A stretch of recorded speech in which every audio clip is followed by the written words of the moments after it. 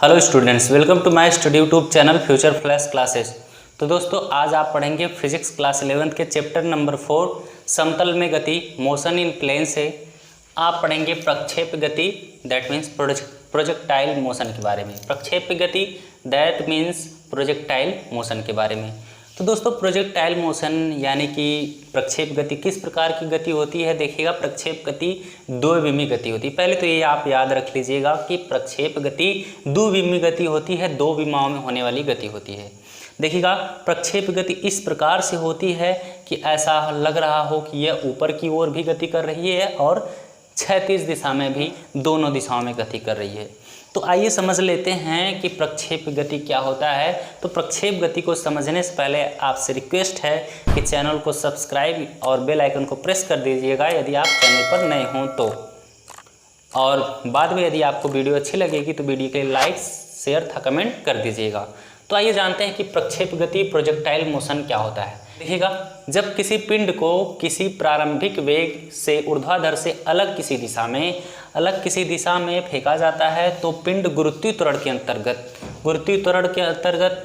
या गुरुत्वाकर्षण के अधीन एक वक्र पथ पर गति करता है, एक घुमावदार पथ पर गति करता है और इस गति को प्रक्षेप गति कहते हैं तथा इसके पथ को प्रक्षेप पथ कहा जाता है। तो देखिएगा प्रक्षेप गति क्या है, आप किसी पिंड को किसी प्रारंभिक वेग से फेंक रहे हैं और ऊर्ध्वाधर से भिन्न किसी दिशा में, तो पथ कैसा बन रहा है, एक घुमावदार वक्र पथ बन रहा है। इसी गति को कहा जाता है प्रक्षेप गति। जब कोई पिंड इस प्रकार की गति करता है तो उसकी गति कहलाती है प्रक्षेप गति और इसका पथ प्रक्षेप पथ कहलाता है। तो देखिएगा हमें सिद्ध करना है कि प्रश्न आपका कैसा बनता है। प्रश्न बनेगा आपका, सिद्ध कीजिए कि प्रक्षेप का पथ परवलयाकार होता है। तो देखिएगा हमारे पास क्या है, माना एक पिंड या वस्तु है, कोई तोप है, मान लीजिए तोप है। तोप से किसी पिंड या गोले को क्या किया जा रहा है, प्रारंभिक वेग u से फेंका जा रहा है। गोले को तोप से u वेग से मान लीजिए फेंका जा रहा है और o को मूल बिंदु मानकर इससे एक अक्ष OY और एक अक्ष OX खींचा गया है। x अक्ष और y अक्ष आपका खींचा गया है मूल बिंदु O से। तो देखिएगा इसका प्रारंभिक वेग u से इसको जब आप फेंक रहे हैं तो एक ऊंचाई h प्राप्त करते हुए महत्तम ऊंचाई, यह आपका क्या हो रहा है, एक इसी क्षैतिज अक्ष की तरफ जाकर गिर रहा है प्रक्षेप गति करके। तो देखिएगा हमारा जो u वेग है यह देखिएगा दो दिशाओं में गति कर रहा है। u वेग दो दिशाओं में वियोजित हो रहा है, दो दिशाओं में बट रहा है। u वेग जो है प्रारंभिक वेग वो क्षैतिज वेग में बट रहा है और ऊर्ध्व वेग में बट रहा है, क्योंकि पिंड ऊर्ध्व ऊपर की तरफ भी जा रहा है और क्षैतिज भी दिशा में जा रहा है, दो दिशाओं में जा रहा है। इसलिए इसका वेग जो प्रारंभिक वेग है u, वो दो घटकों में वियोजित हो जाता है, क्षैतिज घटक और ऊर्ध्व घटक में। तो देखिएगा हम पहले जो वेग का जो प्रारंभिक वेग का जो घटक है उसको लिख लेते हैं। तो देखिएगा अब हम लिख लेंगे पिंड के प्रारंभिक वेग के घटक। देखिएगा इसके कितने घटक हैं, पहला होगा आपका क्षैतिज घटक। पहला क्या होगा, क्षैतिज घटक। क्षैतिज घटक क्या है आपका, ux इक्वल टू क्या होगा, देखिएगा क्षैतिज घटक के लिए क्या है, आधार है और ये क्या है, कर्ण।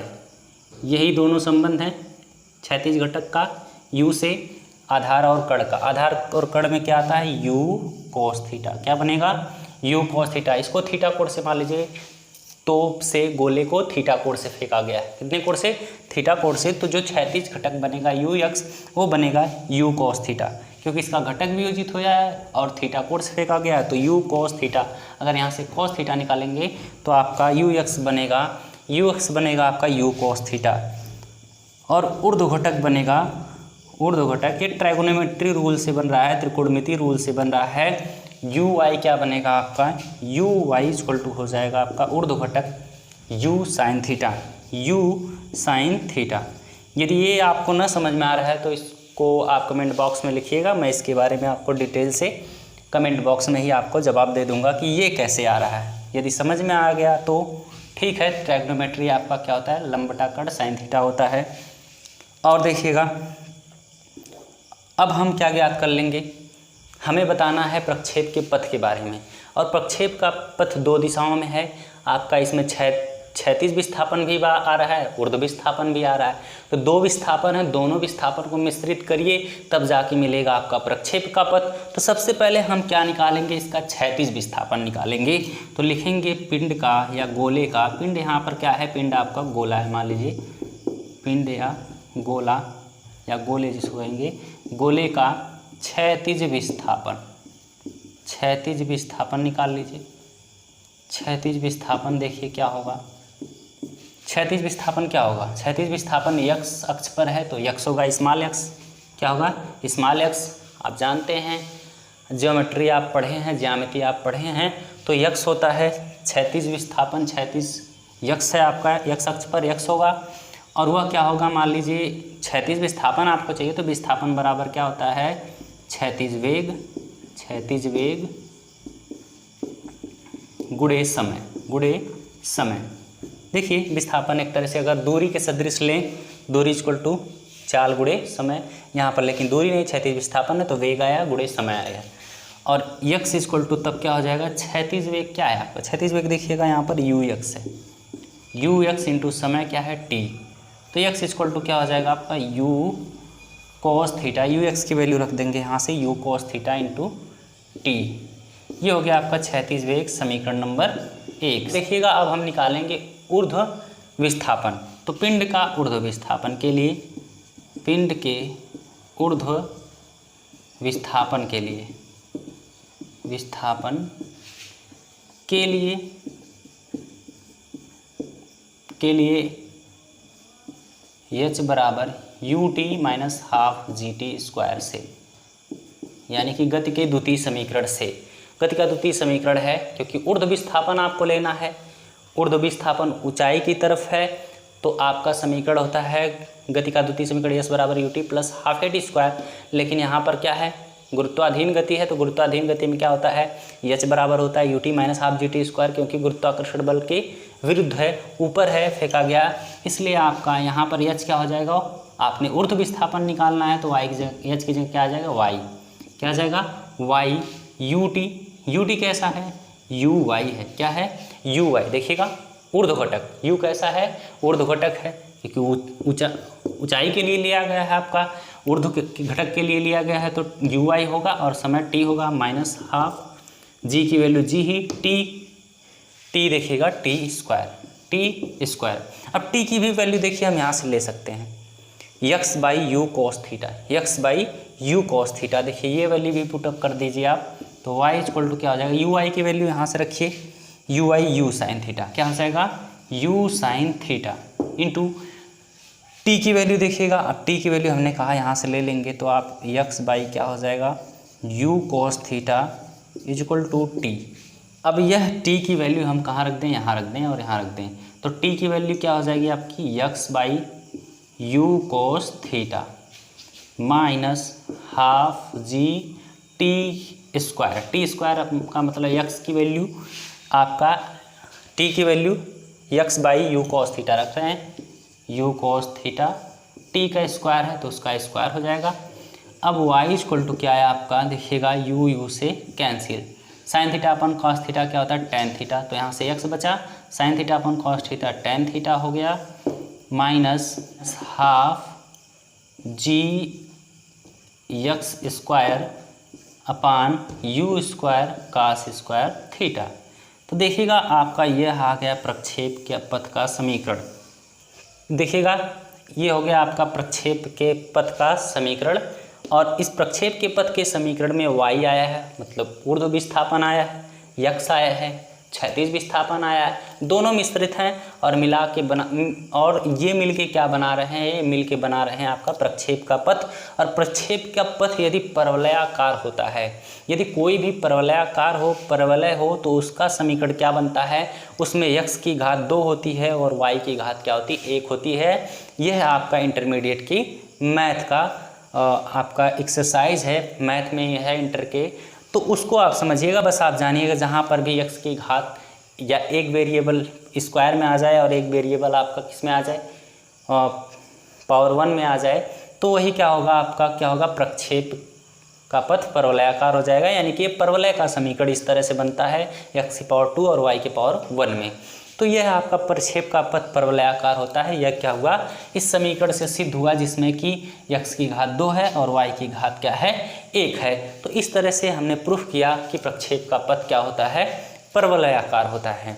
तो दोस्तों आइए अब इसी के साथ जानेंगे इस आपका पिंड का या इस गोले का उड्डयन काल। उड्डयन काल मतलब उड़ने का समय कितना होगा, और इसकी ऊंचाई h कितनी होगी, इसकी महत्तम ऊंचाई कितनी होगी, और इसका क्षैतिज परास कितना होगा, इसके लिए सूत्र क्या होंगे, इनको हम प्राप्त करते हैं। तो पहले हम इसको इरेज कर लें। तो दोस्तों आइए अब जानते हैं प्रक्षेप का उड्डयन काल। प्रक्षेप का उड्डयन काल, उड्डयन काल मतलब उड़ने का समय, कि कितने समय तक वो उड़ेगा, यानी कि प्रक्षेप गति करेगा। तो देखिएगा, सबसे पहले हम आधे रास्ते का इस महत्तम ऊंचाई तक का हम निकालेंगे समय, कि महत्तम ऊंचाई प्राप्त करने में मान लीजिए कि यह यहाँ तक पहुँचने में कितना समय लिया है, t समय लिया है। कितना समय लिया है, t समय लिया है। तो t समय जब लिया है तो देखिएगा, तो गति के कौन से समीकरण से, जब t समय लेगा तो इसका अंतिम वेग यहाँ तक ये पहुँचने के बाद अंतिम वेग v क्या हो जाएगा, एक अवस्था आएगी कि 0 हो जाएगा, शून्य हो जाएगा। फिर यहाँ से कुछ क्षण रुकने के बाद तब ऐसा कण क्या होगा, नीचे की ओर आएगा। तो इसके लिए गति के प्रथम समीकरण से, गति के प्रथम समीकरण से जो होता है, आप समीकरण से प्रथम समीकरण से आप लगाएंगे तो आएगा उड्डयन काल प्रथम समीकरण से। क्या होगा देखिएगा, गति के प्रथम समीकरण से, तो देखिएगा गति का प्रथम समीकरण क्या होगा, v equal to u minus g t. U minus g t, क्योंकि भाई गुरुत्वाधीन गति है तो उसमें v equal to u plus a t होता है, लेकिन v equal to u minus हो जाएगा क्योंकि ऊपर जा रहा है और गुरुत्वाकर्षण बल के विरुद्ध जा रहा है, तो v equal to u minus g t हो जाएगा। यहाँ से हमें देखिएगा v शून्य हो जाएगा, u क्या है, ऊर्ध्व घटक है, u y है, माइनस g और t। देखिएगा 0 इक्वल टू यू आई क्या है, u साइन थीटा, क्या है, u sine theta minus g T. इधर लाइएगा, आपका क्या हो जाए, जी टी प्लस हो जाएगा equal to u sine theta. हमें केवल t चाहिए, तो t इक्वल टू क्या हो जाएगा, u साइन थीटा अपान जी नीचे आ जाएगा। ये क्या हो जाएगा, तो देखिएगा ये क्या हो जाएगा आपका, यहाँ से महत्तम ऊंचाई तक का समय। फिर यहाँ से आने में भी उतना समय लगेगा, 2 गुना समय लगेगा। इसलिए अतः उड्डयन काल कुल मान ले रहे हैं कि पूरा समय लग रहा है t यहाँ से यहाँ तक, तो क्या हो जाएगा 2 स्मॉल t हो जाएगा, 2 गुना हो जाएगा इसका, क्योंकि यहाँ तक का निकाला हमने u साइन थीटा अपान जी, तो पूरा क्या हो जाएगा 2t यानी कि 2 गुना, तो 2u साइन थीटा अपान जी हो जाएगा। ये उसका उड्डयन काल किसका, गोले का या पिंड का या किसी वस्तु का। और यदि हम क्या निकाले, देखिएगा हमें पता करना है यह ऊंचाई। तो इस ऊंचाई के लिए कौन सा सूत्र लगाएंगे, देखिएगा ऊंचाई के लिए आप जानते हैं कि गति के तृतीय समीकरण से, गति के तृतीय समीकरण से हमें ऊंचाई चाहिए। यह जो पहुंचा है जहाँ तक ऊपर तक P बिंदु मान लीजिए है, यहाँ तक पहुंचा है, मान लीजिए यह ऊंचाई है, तो इस गति के तृतीय समीकरण से इसमें लगाएंगे तो गति का तृतीय समीकरण होता है v square equal to u square minus 2g h, s की जगह क्या हो जाएगा h, v square equal to u square plus 2as होता है, लेकिन गुरुत्वाधीन गति है तो v square equal to u square minus हो जाएगा 2gh हो जाएगा। अब देखिएगा v इक्वल टू क्या है, 0 का square equal to u square, मतलब u क्या है, देखिएगा यू वाई ही है, क्या है, ऊर्ध्व घटक है, क्योंकि ऊंचाई है तो ऊंचाई के लिए ऊर्ध्व घटक आएगा और उसका स्क्वायर है तो स्क्वायर माइनस 2gh। अब इसको सॉल्व कर देंगे, देखिएगा 2gh इधर आएगा तो क्या हो जाएगा आपका 2gh प्लस हो जाएगा, इधर माइनस इस तरफ आएगा, पक्षांतर होगा, और देखिएगा यू आई की वैल्यू रख देंगे u साइन थीटा और इसका होल स्क्वायर। अब देखिएगा हो जाएगा आपका 2gh equal to u square sine square theta. अब देखिएगा हमें h चाहिए, तो h इक्वल टू क्या हो जाएगा, u square sine square theta upon 2g। यह हो गया आपका ऊंचाई का सूत्र, ऊंचाई का सूत्र। और h मैक्सिमम कब होगा, जब साइन थीटा इक्वल टू कितना होगा, साइन थीटा इक्वल टू कितना होगा 90 डिग्री, साइन 90, तो साइन 90, थीटा की वैल्यू जब 90 होगी तो ये क्या होगा, h मैक्सिमम होगा, क्योंकि साइन 90 का मान 1 होगा और 1 हो जाएगा तो you square upon 2g maximum मान आएगा। और देखिएगा यदि हमें क्या पता करना हो, इधर से इधर क्षैतिज परास मान लीजिए आर हो, तो क्षैतिज परास आर के लिए देखिएगा क्षैतिज परास आर के लिए क्या सूत्र होगा। क्षैतिज परास आर के लिए क्या होगा, दूरी है तो क्षैतिज वेग गुणे समय, दूरी बराबर 4 गुणे समय, उसी तरह क्षैतिज वेग गुणे समय।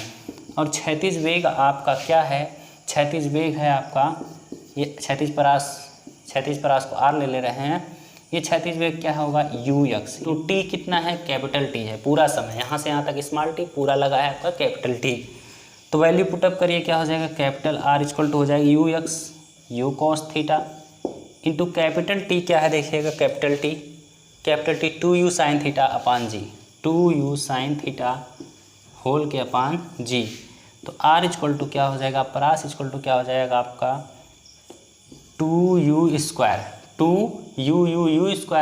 Sign theta into cos theta, sign theta into cos theta. देखिएगा 2 sine theta into cos theta क्या हो जाएगा आपका, साइन 2 थीटा का सूत्र होता है, sine 2 theta, 2 sine theta into cos theta होता है साइन 2 थीटा का सूत्र। तो R इक्वल टू क्या हो जाएगा, u square sine 2 theta whole के अपान जी। इस तरह से आपका ये परास के लिए सूत्र आ जाएगा।